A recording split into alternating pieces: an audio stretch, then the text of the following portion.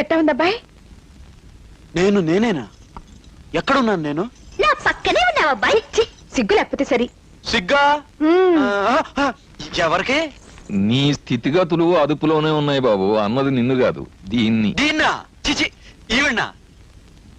ఎవరి పాప? నేను పాపని కాదు, చేపని కాదు, ఆయన కూతుర్ని.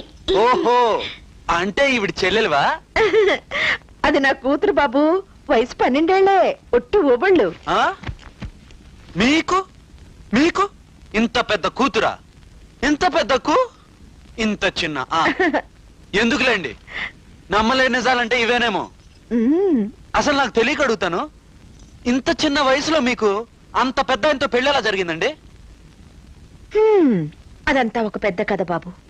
చేసుకున్న వాళ్ళకు చేసుకున్నంత మహాదేవాని. ఆ రోజుల్లో మా వాళ్ళు తొందరపడి ఈయనకిచ్చి పెళ్లి చేసి. అబ్బా అఖిల, మన పెళ్లి, దాని తాలూకు పుట్టుపూర్వోత్తరాలు, మన దాంపత్య జీవితం తాలూకు రహస్యాలు ఆయనతో ముచ్చరించడానికి ఆయనేం డాక్టర్ సమరమో కాదు, డాక్టర్ గుప్తా గారు అంతకన్నా కాదు. ఎందుకోసందని మీకు అంత కోపం? నేను ఎంగా ఉన్నాననేగా. ఆయన మాటలకి వెళ్ళే బాబు. నువ్వేం చేస్తుంటావు? ఏం పని లేదు కాబట్టి అడ్రస్ లేని ఉత్తరంలా, ఆర్టీసీ బస్సులా తిరుగుతున్నాను. అత్తమ్మా, నువ్వే నాకేదో ఒక దారి చూపించాలి. ఎంత మటనా బాబు, నాకు ప్రాణదానం చేశావు. నీకా మాత్రం ఉద్యోగం ఇవ్వలేకపోతానా?